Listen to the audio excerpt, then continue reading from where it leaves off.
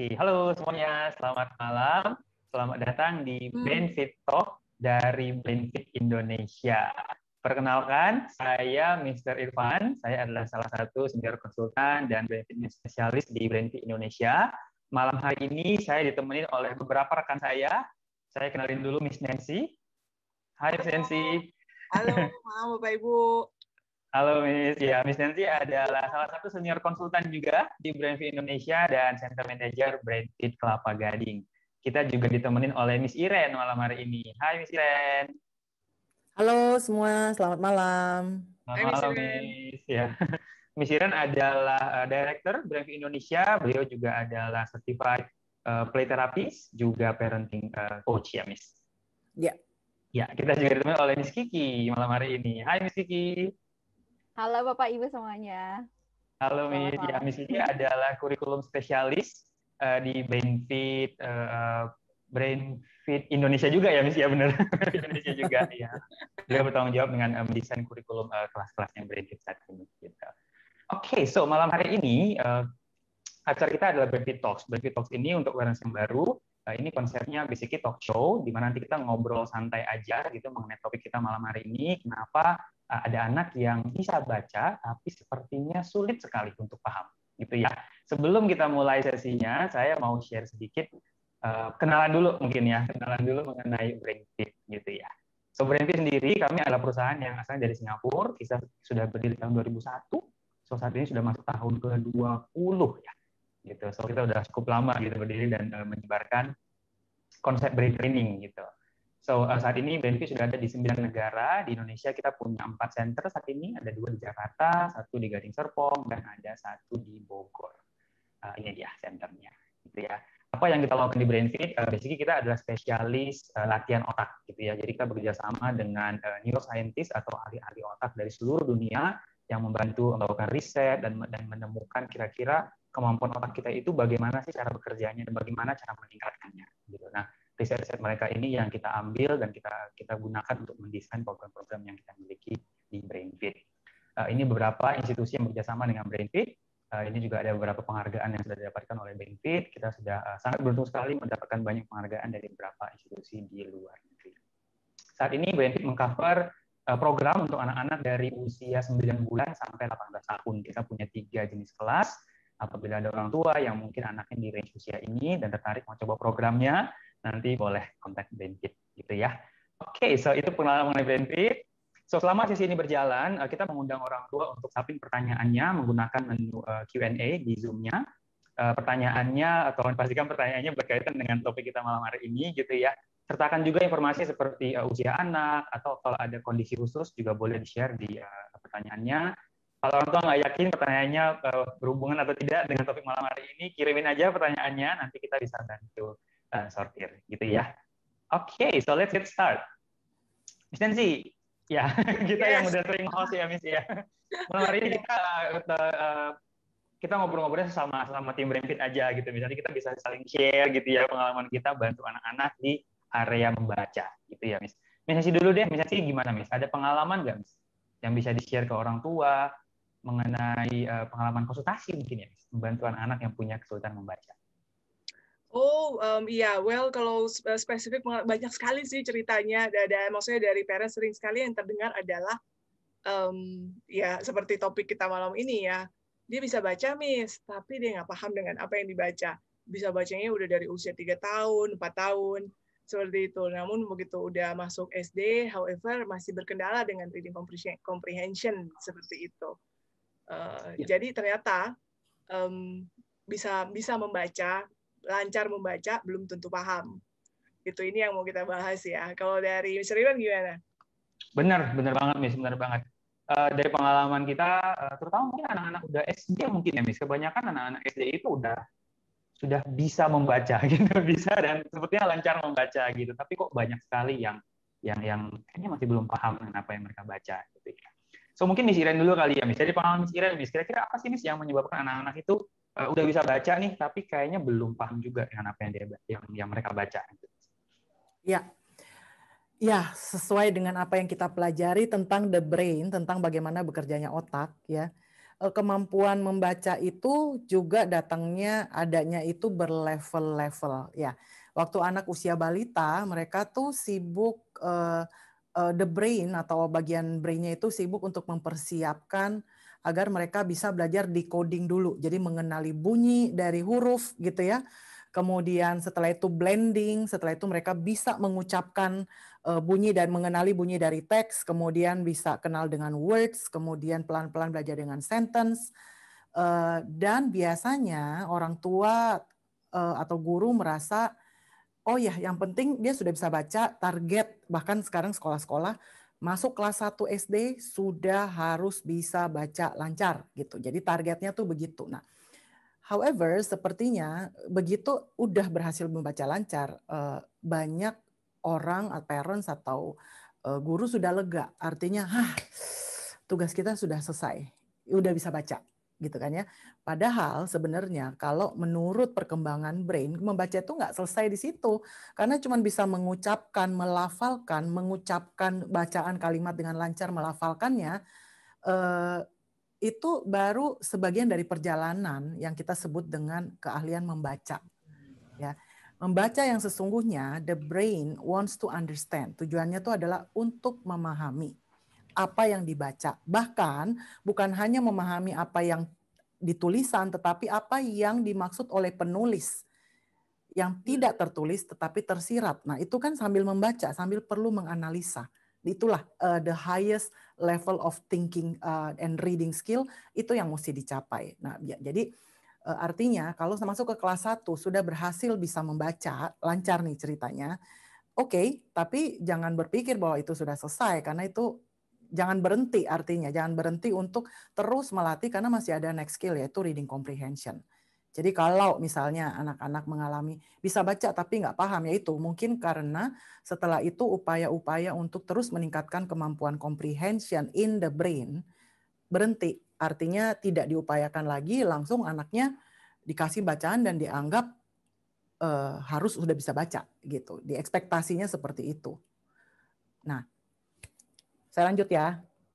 Karena seperti itu mungkin akibatnya jenis-jenis atau konten atau level bacaan yang diberikan kepada anak pada saat sudah mulai masuk sekolah itu diberikannya kadang-kadang tidak sesuai dengan kemampuan usia anak. Jadi textbook tiba-tiba langsung udah sulit gitu. Udah cukup rumit ya misalnya. Jadi level bacaan terlalu susah. Nah, itu anak-anak bakalan struggle itu. Dia bisa baca tetapi dia nggak paham. Atau yang bisa juga menyebabkan susah bisa baca tapi nggak paham adalah vocabulary, kosakatanya kurang. Sehingga ketika dia baca satu paragraf aja, misalnya satu paragraf ini terdiri dari 3 kalimat panjang, terdiri dari 20 kata gitu ya. Dalam 20 kata ini, satu paragraf, kalau di dalamnya sudah lebih dari 30% dia vocabulary itu kosakata dia nggak paham, maka dia nggak mungkin paham the whole text, itu bacaan itu apa ya. Jadi kurangnya kosakata itu juga bisa menyebabkan kurang paham gitu. Jadi tidak bisa paham bacaannya. Kemudian bagaimana sorry misalnya bagaimana dengan topik? What about topik ya? Topik-topik yang menarik bisa membantu juga nggak ya untuk kayaknya bisa membantu juga ya untuk pemahaman. Sangat membantu ya. Ya, topik-topik anaknya interest apa enggak sih sama topiknya ini gitu ya. Kalau dia interest paling enggak walaupun dia struggle ya paling enggak dia masih berupaya lah ya. Jadi interest itu membantu usaha, membantu anak itu untuk terus mau memberikan usahanya, itu interest bisa membantu di situ. Gitu. Jadi another brain skill yang kurang atau yang menyebabkan anak tidak bisa paham dalam baca tuh adalah dia attention span-nya pendek, working memory-nya kurang optimum. Jadi gini, dia baca kalimat pertama, begitu nyampe di kalimat terakhir, dia lupa kalimat pertama itu isinya apa. Atau kalau dalam teksnya dia baca ada nama Jason, ada yang namanya Kimberly, terus ada anjingnya namanya Richie misalnya ya gitu ya. Nanti ketika di paragraf berikut muncul nama Jason, dia lupa Jason itu siapa, di mana gitu. So because of working memory-nya nggak optimum, akhirnya dia nggak bisa paham ceritanya tuh apa. Something like that. So it's quite complex. Actually, reading is the most complex skill and the highest skill yang harus kita bangun pelan-pelan gitu. Ya. tadi Miss Iren mention ada working memory, ada kosakata berapa persen. Saya kebayang kalau misalnya sebagai parents untuk mau bisa spot ya, ini anak saya tuh udah di level bisa baca atau dia sudah lancar baca atau dia paham nggak sih dengan apa yang dibaca. Ada behavior ciri-ciri ya yang bisa yang bisa dipantau untuk tahu level bacaannya di mana. Kalau dari pengalamannya Miss Kiki, Miss Iren atau Mr. Irfan gimana? Ciri-cirinya. Mungkin dari dari Miss Kiki kan ada putra ya satu, Fahri gitu. Ciri-cirinya apa Miss Kiki? Bagaimana Miss Kiki bisa lihat Fahri ini kayaknya udah paham, udah lancar. Ya, betul. Ya, kebetulan saya juga selain orang tua dari satu anak 5 tahun ya, saya juga berpengalaman jadi guru preschool, Miss Nancy. Jadi lumayan banyak ketemu sama anak-anak yang memang dia bisa baca, especially di K2 ya, atau TKB kalau misalkan di TK gitu ya. Mereka udah bisa baca tapi nggak ngerti. Sebenarnya ini tuh benar tadi kata Miss Iren, dari awal kita harus tahu anak ini tahu nggak sih arti kosakatanya. Karena kalau misalkan seandainya anaknya tahu cara baca MEJA, meja gitu. Tapi kalau misalkan dia nggak tahu meja itu apa, it doesn't make sense for her gitu atau for him. Itu nggak ada artinya meja itu apa karena dia tuh nggak tahu fungsinya apa, bentuknya kayak apa gitu kan. Nah, sebenarnya kalau misalkan kita lihat kalau anak-anak itu ciri-cirinya dia udah bisa ngerti apa enggak sih ya dari satu bacaan. Kalau misalkan usia-usia besar, kelas 1, kelas 2 SD gitu, kita itu bisa, salah satu indikatornya adalah kita bisa tanya balik. Jadi setelah kita, misalkan satu paragraf dulu, ceritain, misalkan ada cerita tentang gurun, misalkan cerita tentang gurun. Di gurun tuh ada apa aja sih? Kira-kira di gurun tuh kayak apa cuacanya, panas apa enggak gitu. Kita ceritain dulu, bacain. Terus pas kita balik ke anaknya, kita tanya. Tanyanya pertanyaan yang ada di paragraf tadi tentunya gitu. Nah, kita lihat apakah anaknya udah bisa jawab apa enggak gitu. Itu di kelas 1 sampai kelas 3 misalkan.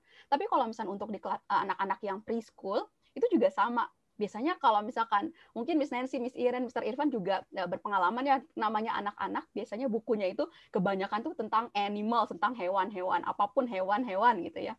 Misalkan, nah kita misalkan belajar tentang si animals.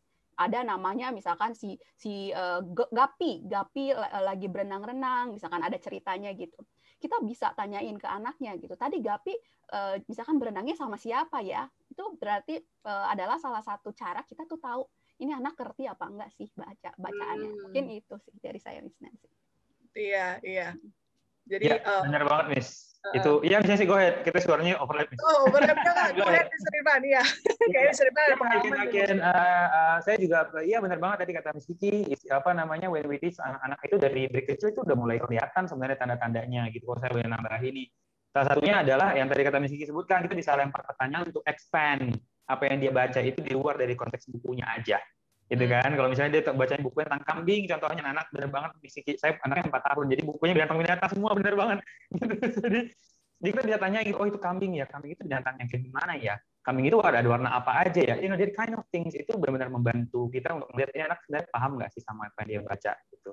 Dan thing yang saya spot dari anak-anak itu adalah their ability, kemampuan mereka sendiri untuk menggunakan kosakata yang mereka temukan di bukunya di konteks yang berbeda-beda. Okay. Gitu. Saya ingat saya baca buku tentang cacing gitu kan. Dia kayaknya bingungan dengan kancing. Cacing, kancing gitu kan, terus nanya, yang di sini namanya apa? Ini cacing bukan? Gitu. Oh, itu namanya kancing. Oh, oke. Cacing itu yang gini ya? Iya itu cacing gitu. Oh, ayah dulu pernah bilang ayah takut cacing. Dia kind of ya ketahuan deh saya takut cacing. Gitu. Dia bisa expand itu. Cacing itu yang dimakan sama burung bukan? There is a meaning into every word. Ada artinya. Semua kata itu ada artinya. Bukan cuma sebatas bisa baca cacing gitu kan. So I agree. Kita bisa tes dengan cara seperti itu aja, ngobrol lebih jauh lagi mengenai apapun yang mereka baca gitu kosakatanya. Yes.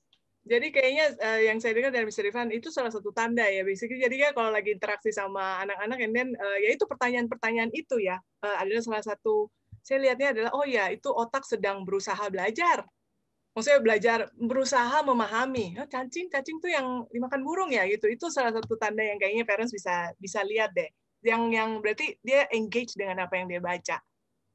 right? Jadi nggak cuma huruf bener aja cacing, udah cacing seperti itu. Tapi kalau cacing tuh apa sih? Yang ini bukan yang itu kan? Nah itu salah satu tanda. Berarti udah mulai ada pemahaman konteks di situ. Betul banget Miss. Ya. Kalau dari saya sih ciri-ciri ya anak-anak yang punya kendala memahami itu gini. Waktu dia belajar, dia lebih suka diceritakan atau dijelaskan secara verbal daripada dia yang berupaya untuk membaca sendiri. Nah, banyak parents yang bilang, Miss, kalau diceritain, dikasih tahu, dijelasin, dia ngerti. Habis itu dia inget kok, besok ulangan dia bisa. Ya. Tapi kalau dia baca sendiri, aduh malesnya baca gitu. Oke, nah itu sebenarnya ciri-cirinya adalah dia tidak punya, anak ini tidak punya kendala dengan understanding, reasoning-nya, IQ-nya, kemampuan untuk memahami situasi dan cerita, nggak punya kendala. Tapi dia punya kendala in the part of the brain yang berkaitan dengan comprehension tadi itu. Ya, karena ketika dia harus baca sendiri, dia harus baca teksnya, mengartikan, memahami sentence structure, kemudian menyusun summary atau conclusion in the brain, itu pekerjaan yang mentally difficult sebenarnya. Ya, jadi lebih enak ceritain aku aja deh, kasih tahu, nanti aku inget kok. Ya, itu salah satu ciri-cirinya. Yes. Itu juga benar banget, Miss. Ya, betul. Setuju, Miss Iren. Benar banget. Nah, kalau misalkan kayak tadi benar. Jadi sebenarnya kita itu berarti bisa mendeteksi anak ini ada kesulitan apa enggak tuh sebenarnya dari sedini mungkin ya, Miss Nancy, Miss Iren, Miss Irfan ya. Mungkin saya bisa share ya. Ini adalah sejak preschool. Tadi saya tertarik banget dari ceritanya Mr. Irfan tentang kancing dan cacing gitu ya. Ya benar. Itu sangat menarik karena memang ini tuh banyak ditemui di preschool ya. Di preschool banyak banget ini masalah ini ditemui. Nah, kalau misalnya kita ngomongin tentang tadi cacing sama kancing itu kan bedanya ada di C sama di K gitu ya, sama ada N-nya sih di tengahnya gitu kan ya. Nah, ini tuh sebenarnya adalah tanda-tanda kalau misalkan anak ini tuh kalau misalnya sekali dua kali terus dia hafal atau dia mengerti oh iya cacing yang ini kancing yang ini berarti itu nggak ada masalah sama sekali. Tapi kalau misalkan dia berulang-ulang dia tertukar-tukar misalkan ya ada kata kalau dalam bahasa Inggris kayak misalkan pad ada bad itu beda kan p sama b kayak terus pet ada bat itu beda juga. Kalau dalam bahasa Indonesia contohnya misalkan pola bola itu juga sama, p sama b. Kebetulan bahasa Inggris sama bahasa Indonesia kan sama ya, kita pakai alfabet. Terus misalkan kali, gali, baca, baja gitu ya. Nah, itu tuh adalah salah satu indikator yang kita harus perhatikan benar-benar saat anak-anak masih di usia dini gitu ya. Dan karena apa? Ini tuh adalah merupakan phonological awareness. Penelitian itu banyak, Miss Nancy, Miss Iren dan Mr. Irfan ternyata salah satu indikator anak ini tuh bisa baca nantinya atau enggaknya itu tuh adalah dia phonological awareness-nya bagus apa enggak. Kalau misalkan di settingan yang misalkan sepi, dia bisa bedain, tapi tiba-tiba pas di kelas dia nggak kesulitan untuk membedakan. Mungkin bukan, it's not narrowly, ini bukan tentang oh ada hearing impairment, mungkin misalkan ada gangguan telinga secara medis, nggak juga. Bisa jadi ini tuh adalah cara otak kita itu memproses suara itu berbeda gitu ya, tidak apa namanya tidak sama dengan apa yang harusnya terdengar gitu. Nah kayak gitu sih, jadi ini harus benar-benar dilihat. Kita itu salah satu indikator gitu untuk anak-anak di bawah preschool. Iya benar banget. Banyak banget ternyata indikatornya yang bisa kita deteksi gitu ya dari kecil gitu. So hopefully itu berguna untuk orang tua yang ada di sesi malam hari ini dan untuk para guru juga mungkin ya. I believe guru-guru udah pada tahu gitu teori membacanya, tapi semoga hari ini kita bisa provide dari segi otaknya gitu bahwa ternyata ada loh banyak tanda-tanda yang kita bisa tentukan. Oh ini dari kemampuan otaknya anak udah di level mana sih gitu kan dari tanda-tanda yang tadi kita share gitu. Nah sekarang mungkin saya mau fokusin ke area usia membaca mungkin ya. Misalnya kita ngomonginnya di area usia dini gitu. Sekarang kita ngomongin yang spesifik ke area usia membaca gitu ya, SD kelas 2 dan seterusnya gitu. Tadi misalnya sempat share bahwa kita harus pastikan buku itu sesuai dengan kemampuannya. Ada levelnya istilahnya gitu ya, Miss. Cuman mungkin cukup common ya anak-anak level bacanya itu sebenarnya di atas kemampuannya gitu. Karena memang sekolah kita kasih bukunya itu nggak ngukur-ngukur dulu gitu. Pokoknya udah usia segini kasih buku yang begini gitu. Sementara kemampuannya sebenarnya masih jauh di bawah level buku tersebut gitu. Kalau dari Miss Iren sendiri ada nggak tips atau saran yang kita bisa share ke orang tua gitu? Apa yang bisa dilakukan ketika anak di usia katakanlah mereka kelas 5 gitu, tapi ternyata kemampuan membaca mereka itu belum di usia kelas 5. Contohnya seperti itu. Iya, ya ini tuh dilema banget sih memang. Jadi kita perlu tahu ya, ada yang dinamakan kemampuan reading grade level. Reading grade level, kemampuan membaca setara dengan kelas berapa. Ya, jadi bisa saja seorang anak duduk di kelas 5 SD. Tetapi dari perkembangan kemampuan readingnya, ketika kita lakukan assessment, we have the assessment ya. Assessment ini untuk ngecek yang bahasa Inggris sih. I don't know about bahasa Indonesia, mungkin ada juga reading grade level. Tapi kita punya di Brainfeed, kita punya salah satu assessmentnya itu reading grade level. Nah, kita sering menemukan bahwa anaknya grade 5 ya. Tapi ketika kita tes pakai reading grade level, keluarnya hasilnya 3.8. Artinya anak itu kemampuan membacanya setara dengan anak kelas 3 yang sudah bersekolah selama 8 bulan, jadi 3.8. Kalau standarnya itu ada setiap bulan itu ada kenaikan kemampuan. Artinya anak ini sudah pasti saya bisa prediksi dia kesulitan pasti dengan akademiknya di kelas 5. Karena di kelas 5 ini semua textbook yang diberikan kepada anak kelas 5 itu adalah sesuai kemampuan anak kelas 5. Jadi baik textbook science, biology, social studies lah, soal cerita matematika yang soal cerita itu gitu ya. Itu pasti semua level of reading levelnya itu pasti sesuai dengan kelas 5. Nah, anak ini reading grade level kelas 3. Jadi kalau dikasih bahan kelas 5 ya pasti kesusahan lah gitu ya. Nah, kalau dia diberikan bahan bacaan atau textbook anak kelas 3 atau mungkin at least kelas 4 lah, at least dia mungkin lebih mampu karena reading grade levelnya dari kelas 3. So it's very important untuk kita tahu banget reading grade level anak kita itu ada di mana. Now, the problem is still tetap ada problemnya. Artinya kan anaknya nggak mungkin diturunin dong ke kelas 3, kan dia duduknya di kelas 5. Jadi at least kalau kita sudah tahu bahwa oh dia duduk kelas 5, reading grade levelnya kelas 3, dia punya 2 years gap gitu ya dari segi kemampuan membaca. Berarti kita perlu membantu anaknya untuk menerapkan strategi tambahan ketika dia belajar. Entah dengan dikasih tahu dulu konteksnya, entah dengan dibikin dulu summary-nya, entah dengan dibantu dengan cara dia baca dulu setelah itu tetap diceritakan secara verbal.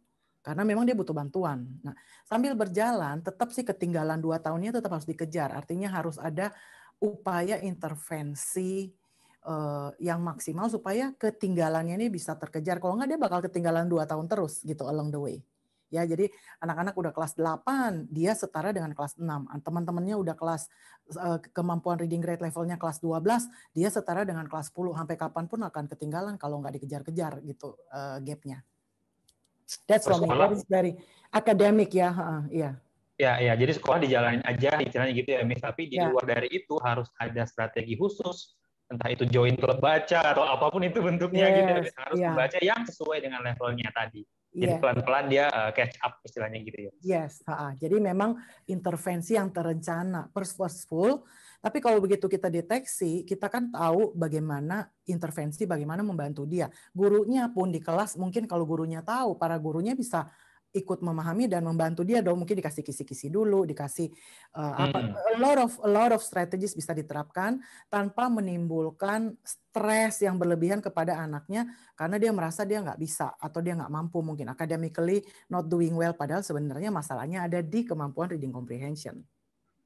Iya, betul Bang. Jadi kita nggak ngespek anaknya tiba-tiba jadi bisa, but just bantu aja dulu di bagian sekolahnya, then we spend di area yang maksudnya di luar dari sekolah istilahnya gitu ya. Di luar sekolah itu harus dikejar, ya. Betul ya.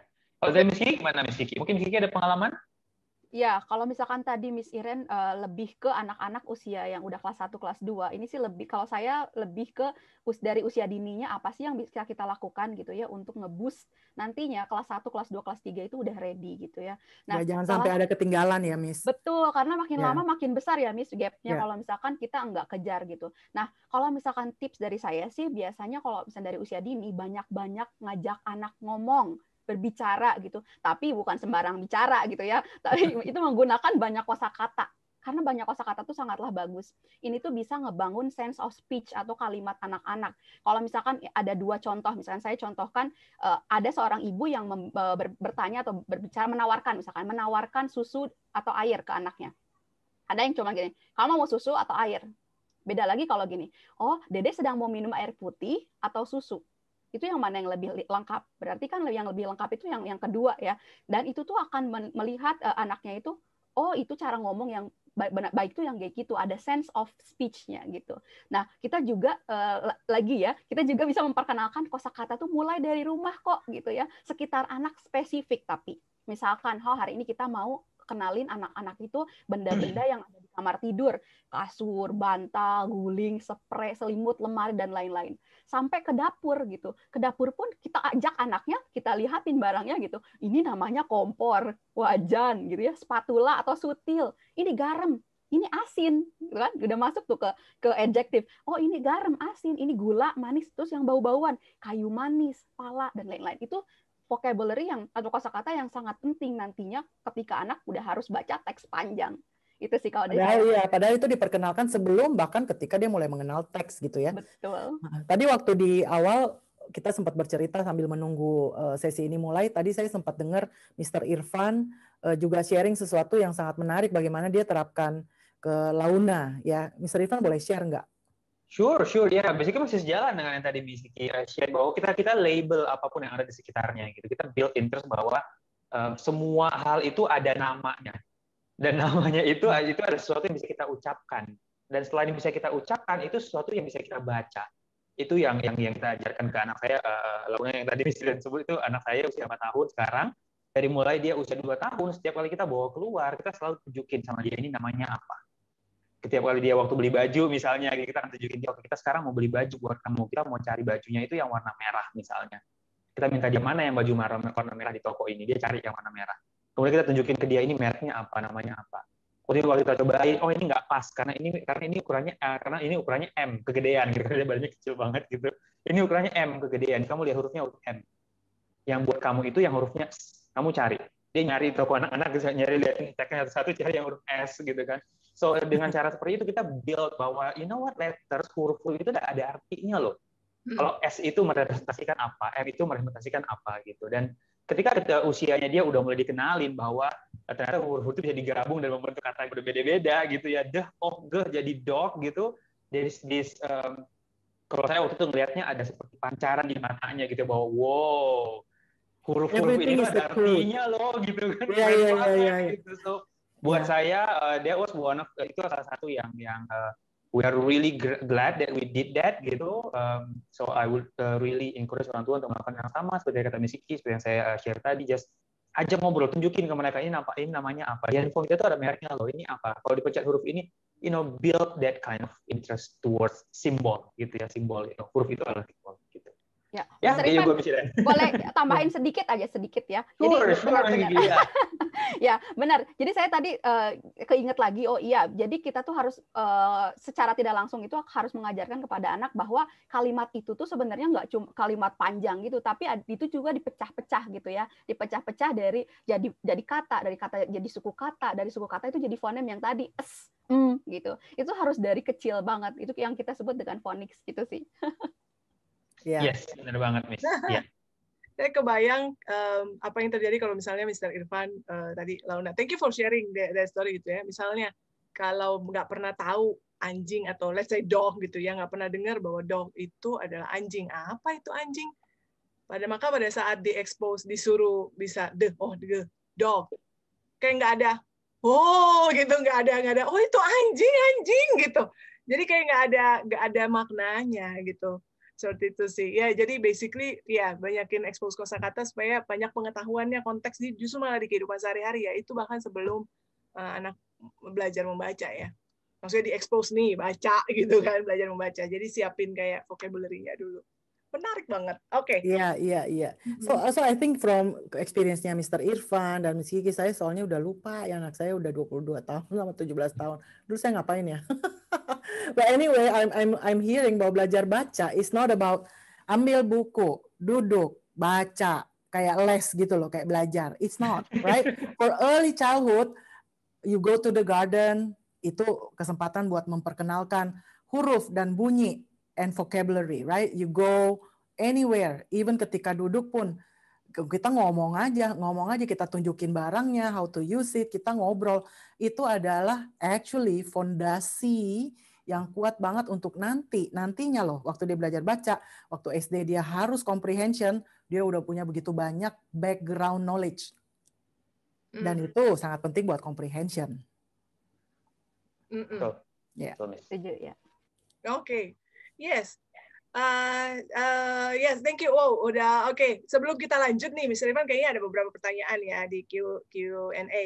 Sebelum kita lanjut, kita launch poll question dulu ya. Bapak Ibu yang sudah hadir, kami mau memprofile, maksudnya mengenali profilnya audiens kami. Silakan partisipasinya untuk mengisi polls berikut ini. Supaya kami bisa terus-menerus memilih topik yang sesuai dengan profil Bapak Ibu. Ya, sambil menunggu untuk full. Kita mungkin bahas pertanyaan dulu ya, Miss, beberapa ya. Ya, sambil Bapak Ibu menjawab polls-nya. Silakan, ada pertanyaan, Mr. Irfan.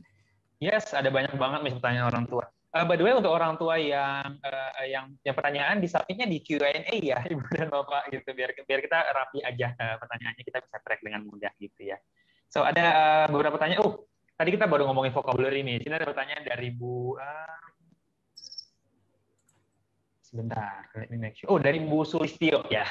Jadi pertanyaannya adalah apa yang terjadi ketika anak-anak ada yang anak-anak membaca, dia nggak baca semua kata-katanya, Miss.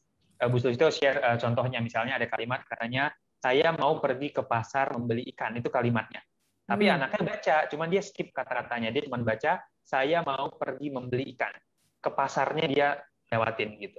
Ini ada hubungannya dengan konteks yang tadi nggak ya, Miss? Atau ada hubungannya dengan attention span atau hal yang berbeda? Kalau dari ciri-ciri yang diceritakan, berarti dia terjadi skipping, dia skip ya.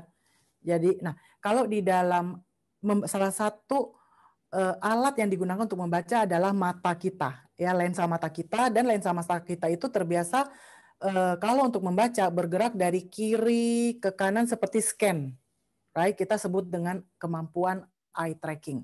Jadi lensa atau bola mata kita itu dipegang oleh otot, dan ketika kita mulai melihat apalagi membaca, maka harus fokus, kemudian lensa mata kita mulai scan dari kiri ke kanan. Nah, ketika otot mata atau eye tracking, kemampuan eye tracking seorang anak itu masih lemah, yang terjadi adalah dia scanningnya itu nggak smooth.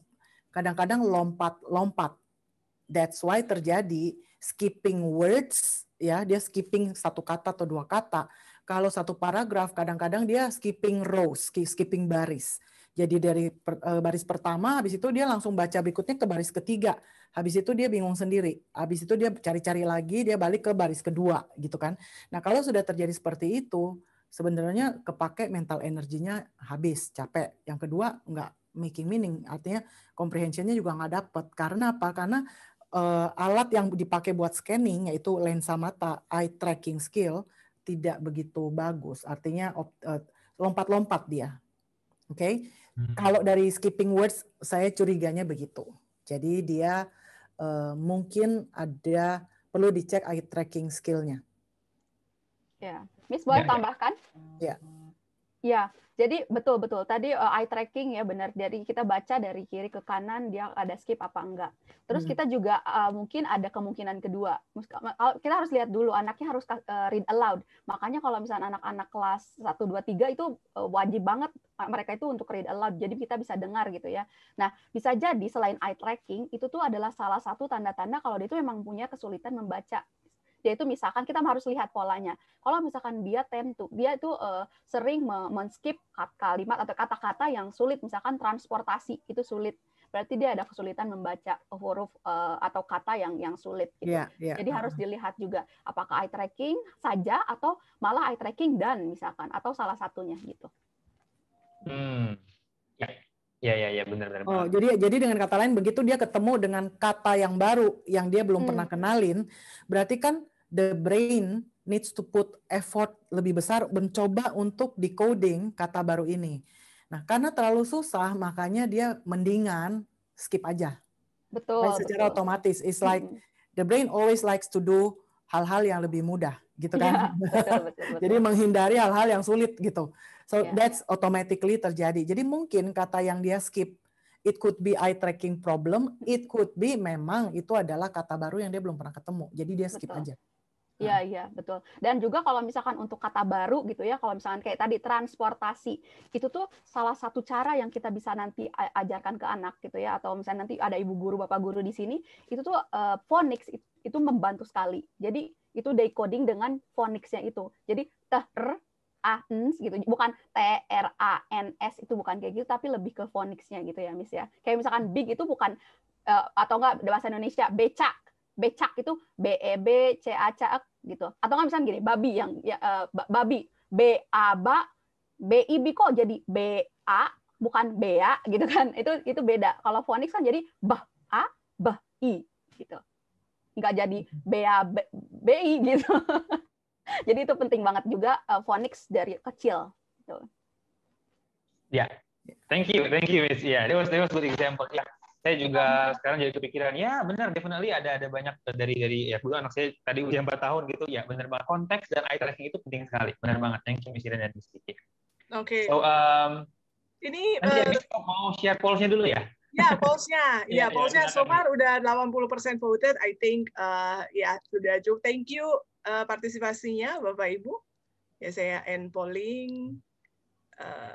Ya, oke. Yang malam ini hadir kebanyakan di usia 6 sampai 12 tahun. Oh, ini usia-usia SD. Ya, benar banget. Yes. Oke, silakan Mr. Rifan. Kita lanjut. Yes, masih ada beberapa pertanyaan lagi. Kita bahas pertanyaan lagi ya, Miss, karena banyak sepertinya pertanyaan yang muncul dari orang tua sampai dengar kita ngobrol gitu. Ini ada pertanyaan yang menarik banget nih. Saya sering banget dapat pertanyaan ini dari saat konsultasi mengenai hubungan dengan gaya belajar. I know that kita sudah nggak pakai konsep gaya belajar lagi karena memang riset yang terbaru menunjukkan nggak ada yang namanya gaya belajar visual, auditori dan sebagainya. Otak kita harus dan bisa belajar dari cara apapun, gitu ya. So untuk mengklarifikasi aja untuk para parent gitu ya. Jadi kalau tadi ada beberapa orang tua soalnya menanyakan apakah berhubungan dengan gaya membaca, I would say enggak. Kita bisa ajar anak-anak dengan semua cara. Kita bisa ajar dari visualnya, kita tunjukin tadi huruf-hurufnya gitu ya. Auditorinya tadi yang Kiki sebutkan, phonological awareness, banyak mendengarkan bunyi kata, mendengarkan perbedaan bunyi kata, dan kinestetik. Untuk anak-anak usia 5-6 tahun, belajar membaca itu paling seru kalau sampai ada petualangannya gitu. Cari huruf A, dan huruf A-nya diumpetin di rumah, ada di atas lemari gitu, mereka harus lari-lari gitu kan. Atau badannya, kita semua bentuk huruf I, gitu, mereka gerakin badannya huruf I. So, semuanya bisa dieksplor, jadi nggak usah pusing mikir anak saya gaya belajarnya apa, jadi bacanya gimana. Nggak usah, ajarin aja dengan 3 cara itu. Misalnya ada yang mau tambahin misalnya mengenai gaya belajar? Pertanyaannya apa ya mengenai gaya belajar? Basically apa hubungannya sih, misal apakah ada anak yang memang cocok, kalau anak visual cocoknya harus ditunjukin gitu hurufnya, kalau yang auditori dengan yang tadi diceritakan, yang misalnya share tadi. Oh iya.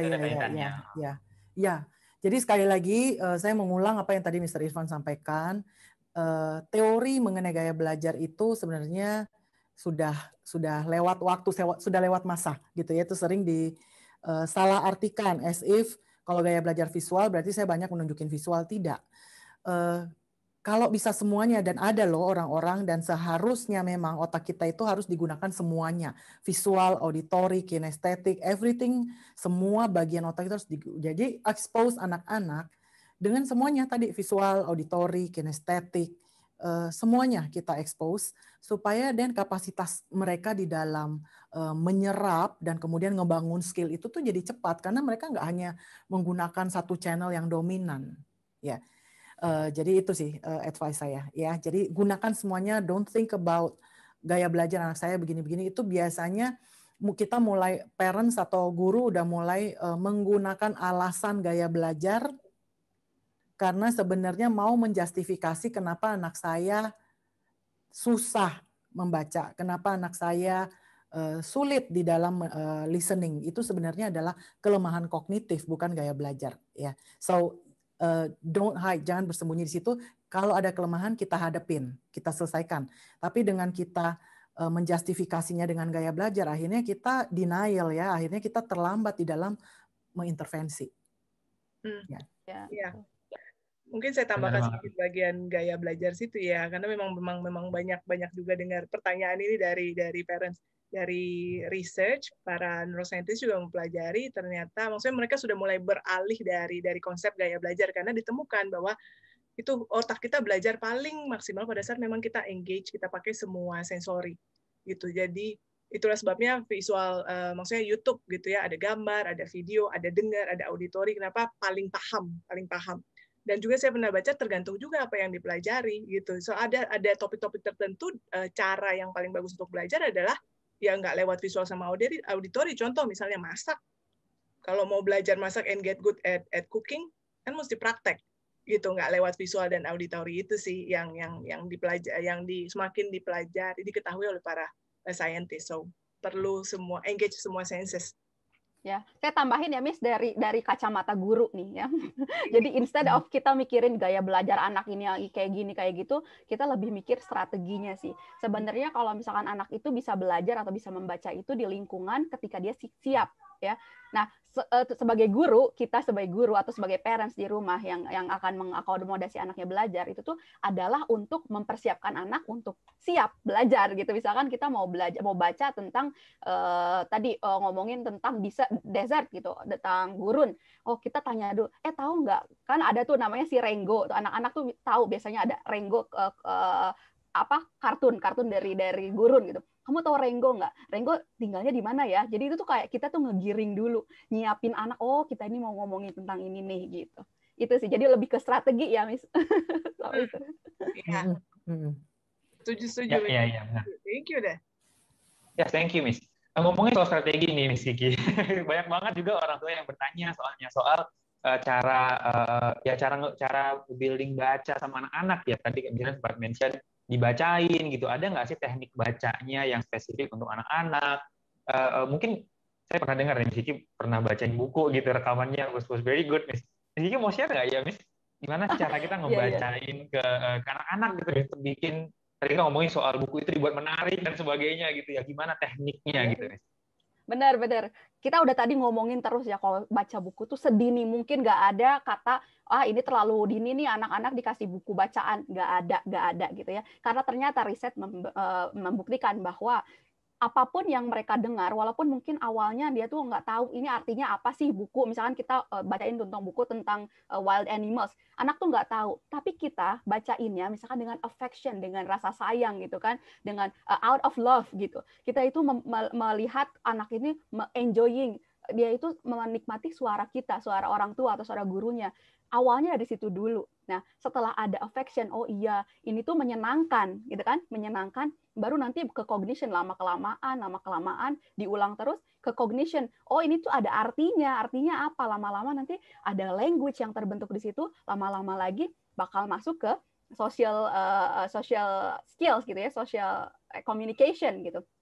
Nah, untuk misalkan caranya itu tadi kalau misalkan kita sebagai orang tua atau guru, kita harus create, kita harus desain gitu ya, cara membaca itu semenyenangkan mungkin dengan cara misalkan kalau anak-anak tadi sukanya banyaknya bukunya tentang buku animals gitu ya, hewan ya.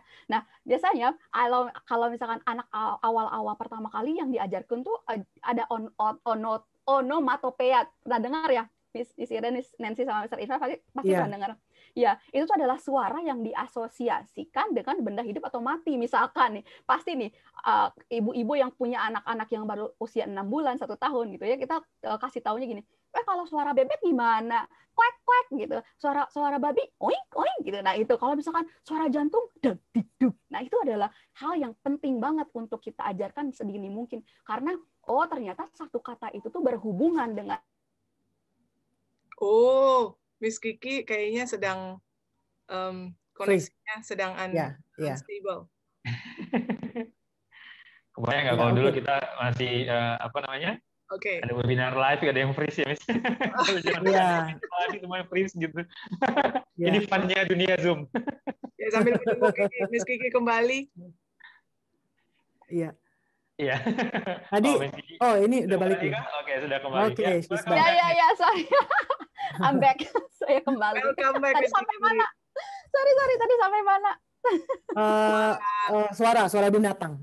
Suara ayam.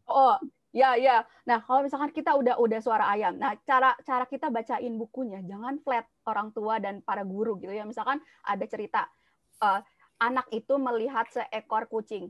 Beda lagi kalau misalkan ngomong gini, anak itu melihat seekor kucing. Kucingnya sangat besar. Beda lagi sama kucingnya sangat besar. Nah, di situ ada emosi yang terlibat. Jadi lebih menarik yang mana untuk Miss Nancy ini, Miss Nancy? Kalau mendengar Tentunya yang kedua lah, yang penuh dengan ekspresi. Saya aja jadi engage, misalnya langsung. Iya. Jangan. Benar-benar. Ya. Kita bermain dengan ekspresi, dengan nada suara, gitu, dengan intonasi, dengan paus-pausnya itu penting. Jadi nggak, misalkan ada seekor kucing datang, gitu kayak juga. Ada seekor kucing datang, misalkan kayak gitu. Jadi sampai ngeden-ngeden nggak apa-apa. Mereka suka itu. Jadi itu adalah cara membaca bikin anak tuh engage. Setelah oh ternyata buku ini tuh ada ceritanya. Buku ini tuh ada emosi yang bikin, dan pasti kita tahu ya kalau misalkan emosi itu adalah hal yang paling nempel di otak. Betul ya, apapun itu kalau ada emosinya pasti lebih nempel di otak. Ya, lebih mungkin itu yang bisa saya share. Betul. Ya. Gimana kalau langsung aja dicontohin Miss Kiki? Oh. Kayaknya biar ya, terima kasih banget tadi tipsnya gitu ya. Tapi kayaknya gimana Mr. Irfan sama Miss Irene gitu. Iya. Satu buku nih ya. Biar ada contoh gambarannya langsung nih, contohnya kayak gimana jadi gitu. Gambaran buat parents juga dan guru-guru, semoga bisa. Oke. Sebentar, kita kayaknya mesti allow Miss Kiki share screen ya. Iya, untuk share screen. Ya, oke, siap. Saya coba ya. Coba. Aduh, lagi freeze lagi ya? Ibu Bapak. Oke. Enggak, Miss. Saya nggak bisa share screen, Miss. Oh iya, oke. Sebentar, Miss. Iya, jangan sampai nanti pas cerita nge-freeze nih. Aduh, udah seru-seru. Itu namanya building suspense. Jadi orang-orang jadi pada menarik gitu. Jadi bilang apa nih gitu ya. Oke, saya coba akan membawakan salah satu buku cerita. Ini tuh cerita yang populer ya, Ibu Bapak pasti kalau Ibu guru Bapak guru TK, ini pasti buku wajib yang ada di preschool sama di kindergarten ya. Judulnya itu ini adalah Pete the Cat. I Love My White Shoes. Ini tuh ditulis sama Eric Litwin dan artnya sama James Dean. Kita akan bacain kali ini bahasa Indonesianya ya. Betul ya Miss Nancy ya? Bahasa Indonesianya ya? Ya, bahasa Indonesia. Oke, saya coba terjemahin ini. Pete si kucing. Nah, kalau misalkan untuk pertama kali kita bisa tanya ke anaknya. Misalkan ya, kita lihat kucing. Di sini kita bisa mancing interestnya anak itu dengan cara misalkan, Dede, lihat deh, ini apa? Pernah lihat kucing nggak? Mungkin dia bilang, pernah. Nah, sekarang, lihat deh, pernah lihat kucing yang pakai sepatu nggak? Wah, pasti itu menarik buat mereka. Oh, itu adalah pancingan awal, gitu ya. Baru kita masuk ke ceritanya. Oke, saya contohkan. Baik. Pete, si kucing, sedang berjalan-jalan dengan sepatu putih barunya. Pete sangat menyukai sepatu putihnya. Dia bernyanyi lagu ini. Ku suka sepatu putihku, ku suka sepatu putihku, ku suka sepatu putihku, ku suka sepatu putihku. Oh, tidak. Pete menginjak tumpukan besar strawberry. Menjadi warna apa sepatunya? Merah. Apakah Pete menangis? Tentu tidak. Dia terus berjalan dan menyanyikan lagunya. Kayak gitu mungkin. Misalnya, apa ini harus sampai beres, Miss Nancy? Iya, soalnya kita udah kasih kan. Gimana dong? Ya. Oke, jadi sebenarnya buku ini tuh pengulangan. Jadi pengulangan. Nah, tips dari saya adalah ibu bapak jangan gengsi pas baca buku gitu. Lupain gengsinya, mau nyanyi, mau ekspresi kayak tadi, nyanyi aja udah. Walaupun sumbang nggak apa-apa. Atau mungkin itu juga bisa dijadikan salah satu strategi, yaitu oke, udah sampai sini kayak tadi kan gitu. Udah ya, kita udahan. Enggak, anaknya buka jalan. Iya, terus atau bisa juga kita nggak perlu ngikutin teksnya, Miss Nancy dan Mr. Irfan dan Miss Irene. Kita nggak perlu ngikutin teksnya terus bener-bener per words gitu, enggak. Kita bisa ngajak anak untuk memprediksi. habis ini apa ya yang kira-kira terjadi, misalkan kayak gitu. Sebenarnya ini adalah buku pengulangan, nantinya tuh ada jadi warna coklat, jadi warna biru gitu. Nah, tapi yang paling penting adalah ini sih adalah kata-kata yang kita temukan di BrainFit, maksudnya kita ciptakan gitu. Jadi kuncinya adalah ketika kita membacakan buku, kita tuh ada kuncinya CEPP gitu ya. Yang pertama itu adalah cuddling ya. Itu penting banget buat misalkan anak-anak, apalagi anak-anak usia dini gitu ya. Cuddling atau memeluk sambil baca ini tuh bantu si kecil tuh merasa aman ya, nyaman, hangat, terhubung sama ibu bapak gitu ya. Nah, yang kedua, itu tuh ada ekspresif kayak tadi. Oh, tidak, kayak gitu. Ada yang disebut dengan parentis ya, parentis yang ketiga. Yang tadi, suaranya kita kan biasanya seperti ini. Si Peter datang terus tiba-tiba apa kayak gitu, jadi ditinggi, dilebih-lebihkan, lebay gitu ya. Oh iya, lebay, kayak kita ngomong ke bayi sebenarnya kita otomatis ya, bener nggak, kalau kita ngomong ke bayi tiba-tiba oh apa kabar, oh dede baik-baik saja kayak gitu. Jadi itu adalah parentis yang dilebay-lebaykan, tapi itu penting.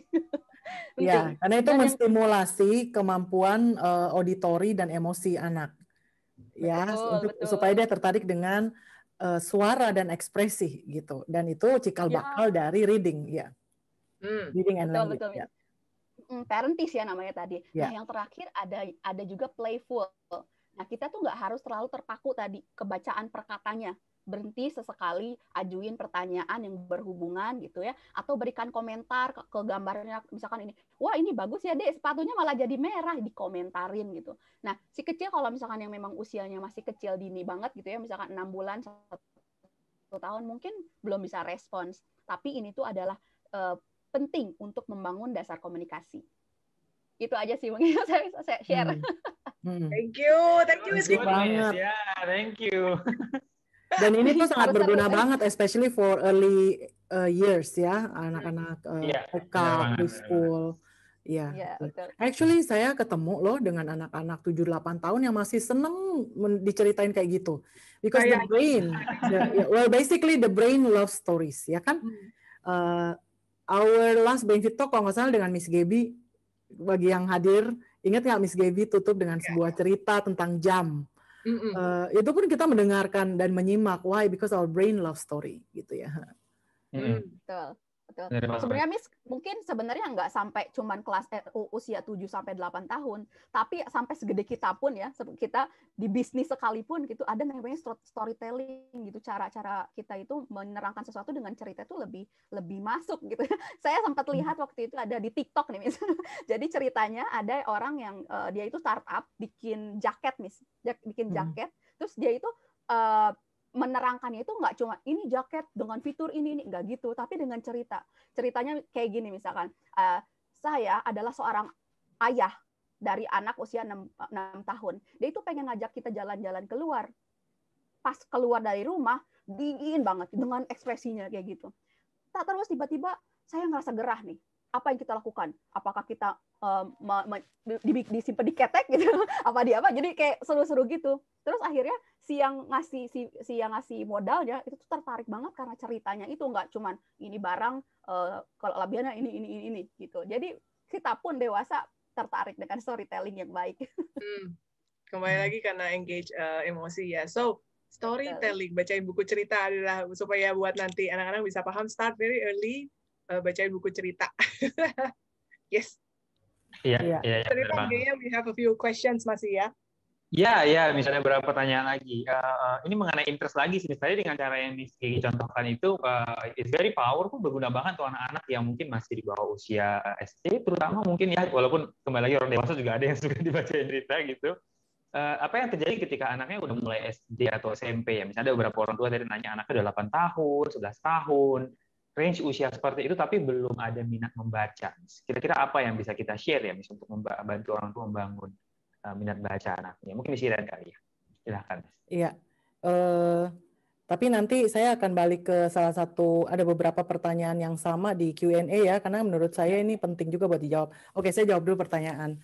Bagaimana meningkatkan minat baca anak-anak SD yang terlanjur ya kali ya, udah terlanjur, udah sulit memahami bacaan. Jadi artinya reading comprehension-nya itu kurang oke ya, sehingga dia jadi nggak enjoy, nggak suka membaca buku gitu, nggak tertarik lah dengan minat baca.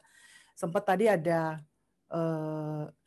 well gini, basically kenapa sih di kelas 3, kelas 4 tuh kelihatan kayak untuk baca textbook di academically aja dia struggle, apalagi kalau dia diminta untuk membaca buku-buku di luar textbook yang berurusan dengan pelajarannya. Mungkin dia udah tinggalin lah, dia udah nggak nyari buku lah sih basically ya.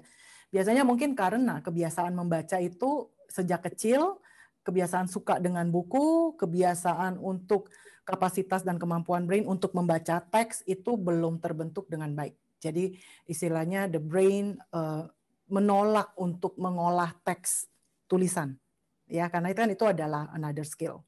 Nah, terus jadi bagaimana dong meningkatkan minat bacanya? Ini yang saya lakukan sih sama anak-anak saya. Saya punya anak 2, menurut saya they grow up di era di mana gadget, mereka sudah mengenal gadget. Dan saya belum tahu, dengan bangganya saya kasih gadget. Terus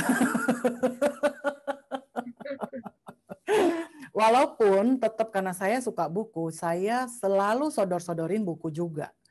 Tetapi mereka membaca dan their interest to books itu tidak seperti yang saya mau.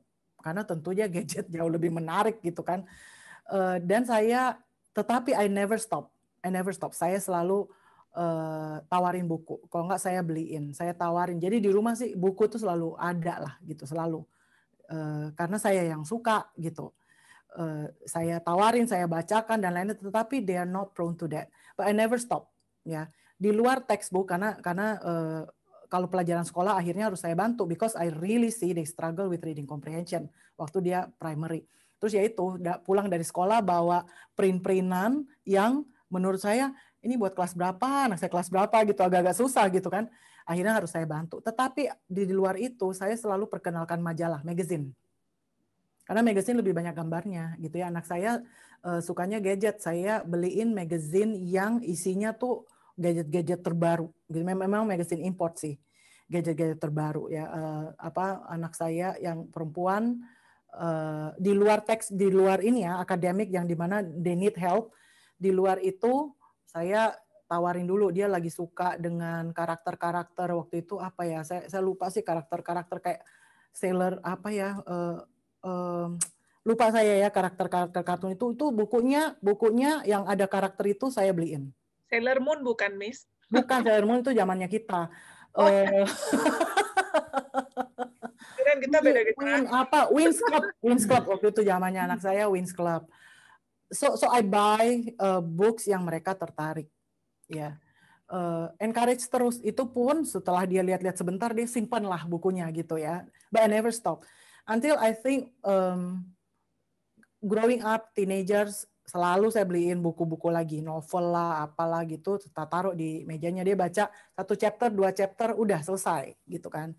I think my son akhirnya the first book yang dia berhasil baca sendiri, beli sendiri dan pilih sendiri, saya bangga banget sampai saya foto tuh buku.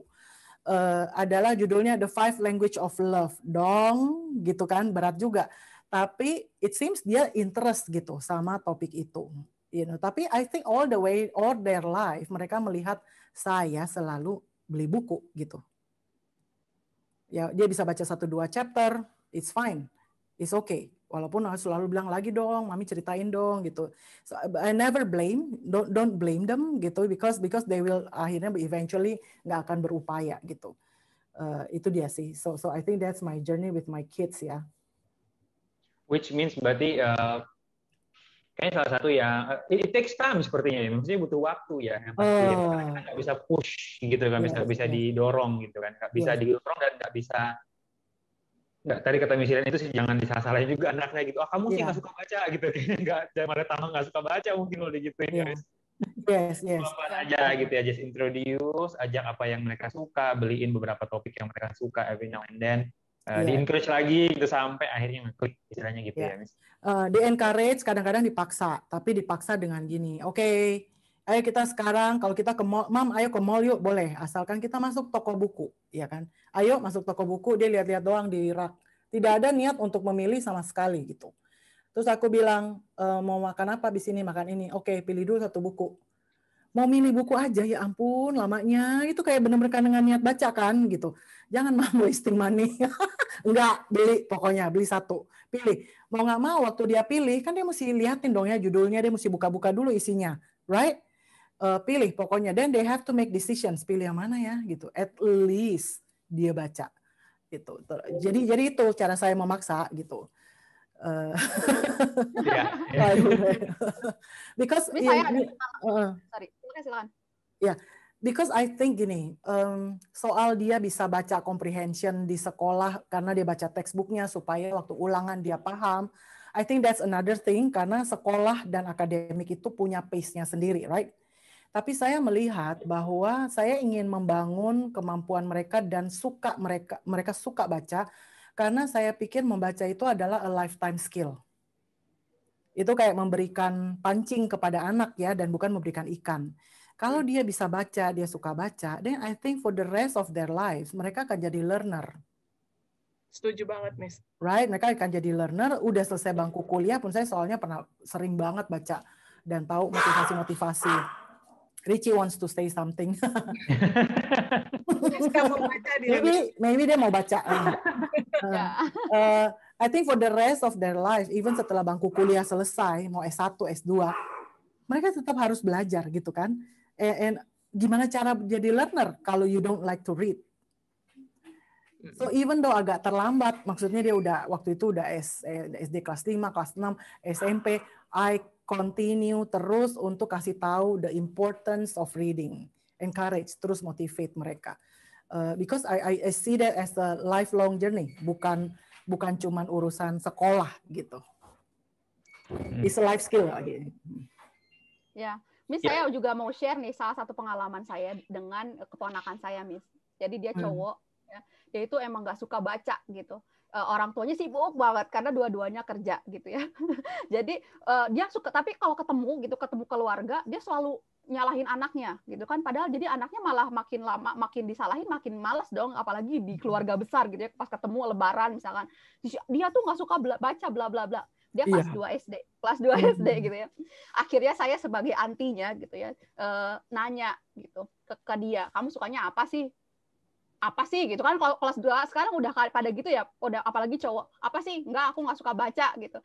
Aku lihat ternyata dia itu lagi main itu, Miss, Minecraft di HP-nya dia itu. Dia udah punya HP sendiri. Minecraft gitu. Oh, dia suka Minecraft gitu kan. Saya catat, Miss. Terus ketika ketemu lagi, saya beliin tuh buku. Di online banyak banget buku. Sebenarnya itu activity book untuk anak-anak emang kelas 2, kelas 3 gitu, yang isinya itu sebenarnya itu tentang Minecraft gitu ya, temanya. Isinya tuh ada isi puzzle gitu, terus ada labirin yang kayak gitu loh, Miss. Jadi activity book gitu. Nah, akhirnya saya datang ke dia, "Dek, lihat deh, aku punya ini," gitu. "Apa itu?" "Buku Minecraft." Wow, masa coba. Kirain dia itu walkthrough namanya. Walkthrough itu kayak cheatingnya Minecraft, ternyata bukan isinya gitu. Ternyata isinya kayak gitu kan, puzzle. Ternyata dia coba, "Kamu bawa pensil deh. Yuk kita ini kerjain bareng-bareng ya." Terus kerjain bareng-bareng. Dan saya di situ invest waktu. Walaupun misalkan saya jadinya nggak ketemu sama yang lain gitu. Jadi saya cuma nemenin dia gitu. Lama, Miss. Bisa sampai 1,5 jam itu ngerjain satu buku semua, karena itu 32 halaman kita kerjain bareng-bareng. Terus saya bilang ke orang tuanya setelah dia pergi, tahu nggak ini yang penting itu apa? Dari situ saya beliin, dia tanya, "Anti, punya lagi nggak buku tentang Minecraft?" Lama-lama saya nggak kasih Minecraft lagi, lama-lama saya kasih yang lain. Terus dia mau baca. Ternyata dia berpikir, oh ternyata buku itu menyenangkan. Terus saya akhirnya harus ngomong nih ke ibunya, "Kak, tahu nggak? Hal yang terpenting itu adalah kamu tuh harus invest waktu gitu. Karena ini anak kelas 3 SD, kelas 2 SD gitu ya. Mereka itu nggak bisa kamu kasih ini buku baca gitu. Nggak bisa. Kita harus temenin. Gitu. Temenin. Jadi we are in that journey together gitu. Kita sama-sama. Oh, jadi dia itu lihat ini tidak menakutkan, ini menyenangkan gitu. Akhirnya sampai sekarang, nih sekarang udah kelas 5, Miss. Dia udah bisa belajar. Oh, Miss Kiki, connection ya. Baca sendiri buku tentang space. Gak apa-apa. Ya gitu. Iya. I think you're back. Terputus-putus. Iya sayang, agak putus-putus. Halo. Iya. Ceritanya selesai sih, untung ceritanya udah selesai. Jadi invest time. Thank you for sharing that story, Miss Kiki. Jadi invest time. Dimulai dengan topik yang dia menarik ya. Dia tertarik. Benar, gitu. betul sekali. Itu Dan kita harus bareng. Ya. Invest time dan lakukan bareng. Jadi tambahkan dengan experience yang menyenangkan. Thank you for sharing that. Oke. Time has passed gitu ya. Wah, masih banyak pertanyaan. Ada beberapa pertanyaan yang mirip-mirip di Q&A. Ke Miss Iren. Oke, so tadi kita udah obrolin ada strategi sih ya gimana caranya membangun minat membaca. Kemudian tadi Miss Iren juga ke toko buku untuk menyampaikan yang saya tangkap dari cerita Miss Iren adalah lewat experience itu. At least the message betapa pentingnya membaca. Mami mau aku membaca itu penting, itu nyampe banget sih gitu. Nah, apa yang setelah misalnya kalau parents semua sudah lakukan semua nih tadi tipsnya kita udah dicoba ini Miss, sudah dicoba ini. Namun masih anak mengalami struggle membaca atau belum terlalu paham bacaan atau belum minat membaca. Apakah itu terkait dengan ada brain skill tertentu yang belum maksimal Miss Iren? Ya. You share. So for me, kalau saya personally, I like science, I like research ya. Kalau banyak tips dan strategi, tetapi kemudian we have to really ask, is it effective, gitu kan? Kalau kita berusaha bantu terus, tapi basically ada kendala sebenarnya di dalam kapasitas brain-nya untuk making connections, gitu kan? Maka seberapapun kita memotivasi sampai kita sendiri udah putus asa, because we are external, gitu kan? Dia juga mau berupaya tapi nggak bisa-bisa because of something is not clicking in the brain, maka kita perlu banyak usaha kita tuh lebih berat gitu. So how about kita leverage dengan, that's why we have BrainFit, that's why we run BrainFit. So karena di BrainFit beberapa skill seperti working memory, attention, bahkan yang buat kemampuan membaca, phonemic awareness, phonological awareness, decoding, ya, sequencing, language structure, vocabulary juga ada. Itu ada programnya khusus buat nge-build skill yang bagian membaca.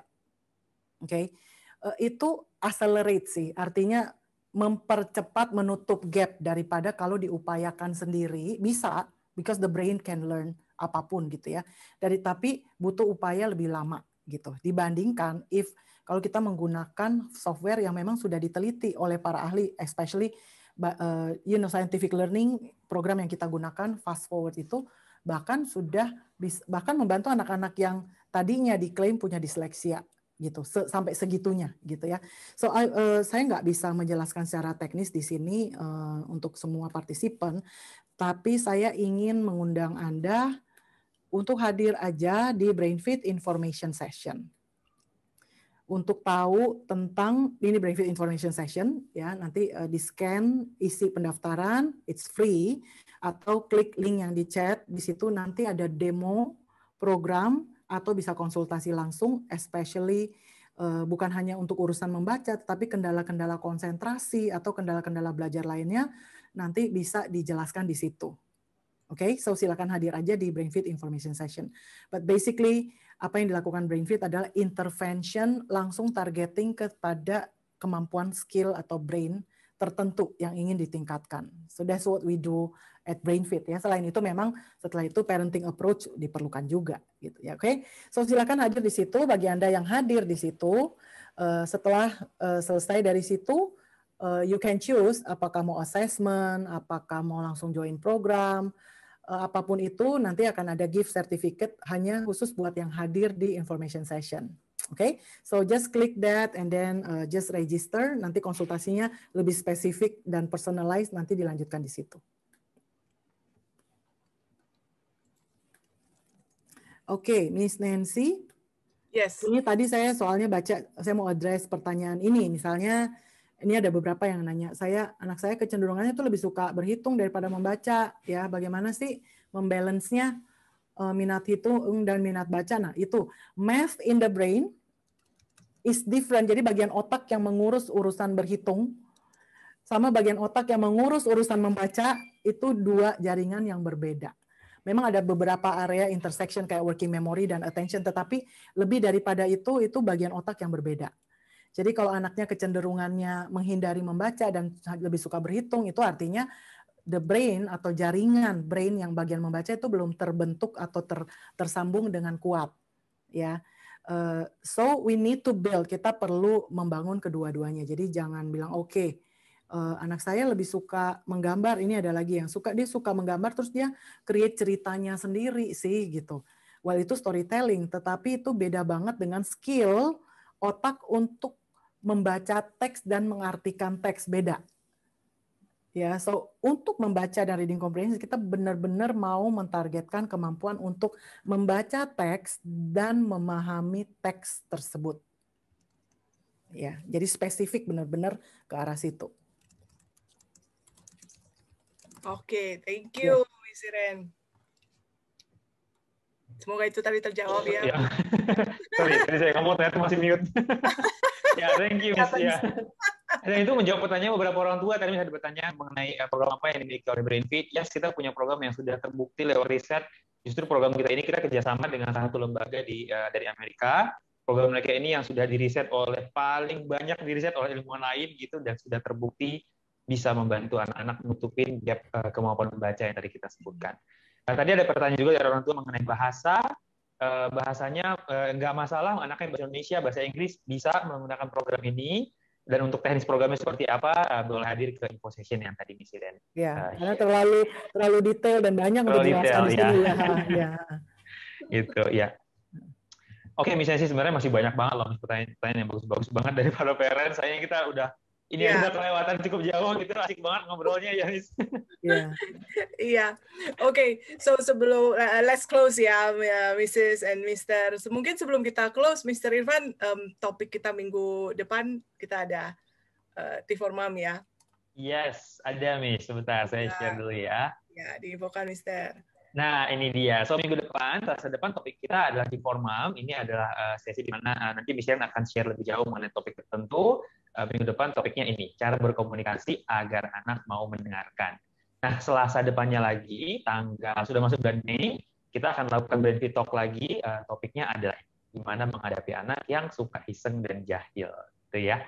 So, nanti info pendaftarannya ada di chat atau nanti bisa kunjungin ke Instagramnya @brainfeedindonesia, ada informasinya di situ. Untuk orang tua yang sudah mendaftar sesi hari ini nanti juga akan mendapatkan informasi via WhatsApp dan email. There you go, Miss. Oke, thank you, Mr. Irfan. Oke, saya mau let's go around, Miss. Kita mulai dari Miss Kiki deh. Satu pesan, Miss, untuk parents untuk bisa membantu anaknya supaya membantu dalam hal meningkatkan reading comprehension mereka atau the love of reading. Ya, kalau dari saya dari tadi kita obrolan kita itu jadi halo, ada suara saya? Yes, sih? Ada ya? Bisa terdengar. Insecure. Oke, so, jangan pernah berpikir terlalu dini atau telat banget untuk memulai bacain buku ke anak ya, karena itu adalah salah satu cara kita itu untuk ningkatin kemampuan membaca anak dan juga memperbanyak tabungan kosakata gitu. Sebagai parents dan guru kita harus lebih tajam dalam melihat kebutuhan anak dalam kemampuan membaca ini. Dan kalau misalnya sudah melihat kira-kira ada kebutuhan anak, segera lakukan intervensi karena nggak ada kata telat, membangun koneksi di otak yang dibutuhkan dan memperkuatnya. Gitu.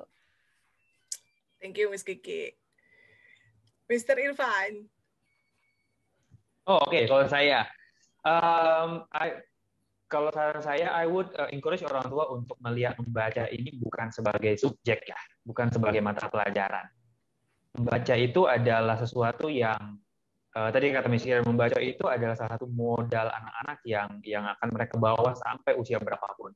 So untuk mengembangkannya pun, karena ini bukan topik pelajaran gitu ya, nggak bisa dikebut dia. Kalau pelajaran kita bisa lesin 6 bulan dapat gitu, lolos gitu kan, masuk lolos ujian gitu. Tapi membaca is not that. Membaca itu adalah sesuatu yang perlu di-build over time. Dan di-build-nya itu nggak bisa cuma dikirim les-lesan, itu jadi nggak akan bisa. Kita harus build-nya itu benar-benar di rumah. Dari mereka mulai bisa ngomong gitu ya, 1,5 2 tahun, misinya udah sama ya. Pokoknya semua kemampuan-kemampuan yang tersebutkan, soal ngajarin konteks, yang tadi disebutkan, membaca itu dibuat seru, dibuat fun, dibuat menjadi aktivitas keluarga gitu. Bukan subjek, tapi aktivitas keluarga. And really spend the time untuk yuk kita minggu ini cari buku bareng-bareng. Sekarang nggak bisa ke mall, online banyak banget buku gitu kan. So just see, lihatlah kemampuan membaca itu bukan sebagai subjek, tapi sebagai sesuatu yang memang kita kembangkan over time. Itu sebagai needs. Sama kayak kita ngasih makan anaknya nggak mau makan juga kita kasih makan gitu kan. Baca pun juga gitu, anaknya nggak mau pun cari sampai mau. Kalau kita cari makanan yang berbeda, cari buku yang berbeda. Gimana caranya supaya pokoknya harus dapat aja bacanya. If that takes time, so be it. Hasilnya nggak akan sia-sia. Yes. Thank you. Yeah. Thank you, Mr. Irfan. Saya gabungkan dengan kata Miss Kiki tadi, nggak ada kata terlambat ya. Pokoknya keep on doing it. Apalagi, benar banget, Miss. Nggak ada kata terlambat. It just takes more time. It's okay. Build it slowly. Gitu. Iya. Oke, thank you. I love that. Miss Iren. Ya. Pesan, Miss. Titip pesan. Menurut saya, membaca itu adalah emosi. So you can send to a lot of reading centers, belajar baca secara teknis. Tadi dibilang katanya di coding dan lain-lain, itu memang harus dibangun skill-nya secara teknis. Tetapi on top of that, I think kita harus membangun emotional connections antara anak kita dengan membacanya. I mean, they have to love reading. Mereka harus membentuk mindset bahwa ketika mereka nggak tahu sesuatu, I would go and read. I would go and read dari berbagai sumber. I would compare.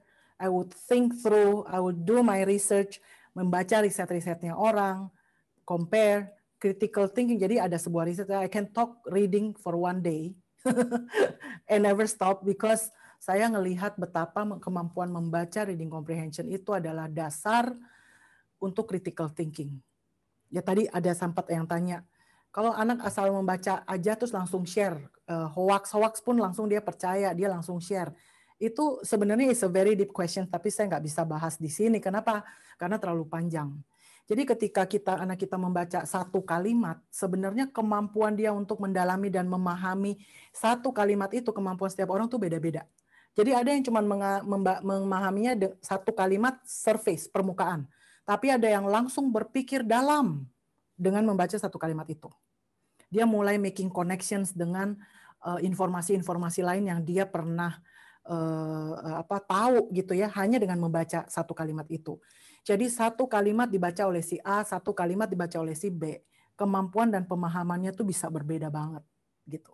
So I would say reading is a skill and I want my children to continue even sekarang 22 tahun, 23 tahun, berapapun usianya, please you have your own reading, you and your reading itu ada relationship and you have to keep building and equipping, naikin terus kapasitas dan kemampuannya itu. Ya, yeah. So itu is a life skill. I want them kalau membaca sesuatu bukan hanya dipahami dari kalimat, tetapi to understand at the deeper level, gitu. Oke, thank you Miss Iren. Oke, thank you Miss Kiki, Mr. Irfan dan Miss Iren. Kalau dari saya, to wrap it up, bagus banget pesan-pesannya semuanya. Kalau dari saya belajar bahwa setelah berada di BrainFit, reading is an invented system. Maksudnya sistem membaca di dalam otak itu tidak terjadi secara alami. Iya, belajar bahasa, ya, mendengarkan kita punya kosakatanya. And then pada saat kita belajar membaca itu tidak terjadi secara alami. Jadi ternyata ada bagian-bagian otak tertentu, koneksi tertentu dengan semua tadi working memory, attention dan lain-lain itu yang perlu kuat. Saya sendiri kalau pengalaman pribadi, saya dulu pernah mengalami masa di mana pada saat saya baca satu kalimat, saya nggak ngerti. Saya mesti baca sekali lagi baru, oh, saya baca lagi sekali kalimat. Itu kuliah loh. Gitu ya.